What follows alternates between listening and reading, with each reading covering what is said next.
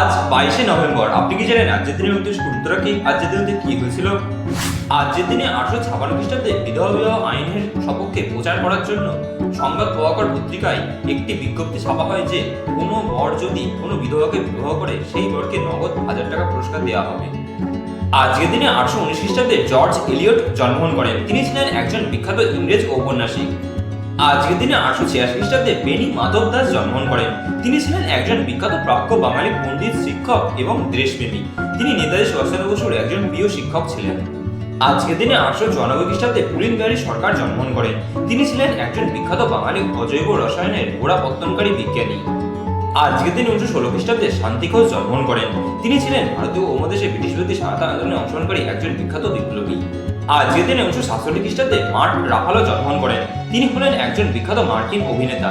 তিনি হাল্ক চরিত্রে অভিনয় করে সবথেকে বেশি জনপ্রিয় হয়ে আছেন।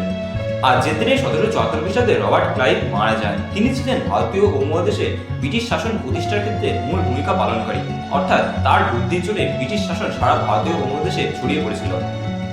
আজকের দিনে 1908 খ্রিস্টাব্দে সত্যেন্দ্রনাথ বসু মারা যান। তিনি ছিলেন ভারতীয় উপমহাদেশে ব্রিটিশ বিরোধী স্বাধীনতা আন্দোলনে অংশগ্রহণকারী একজন বিখ্যাত বিপ্লবী। ভিডিওটা কেমন লাগলো সেটা কমেন্ট বক্সে কমেন্ট করে জানান। ভিডিওটা যদি ভালো লাগে তাহলে লাইক করে দেবেন। ভিডিও থেকে যদি আপনি নতুন কোনো তথ্য জানতে পারেন তাহলে আপনার পেজে শেয়ার করে তাদেরও জানার সুযোগ করে দেবেন। এইরকম প্রতিদিনের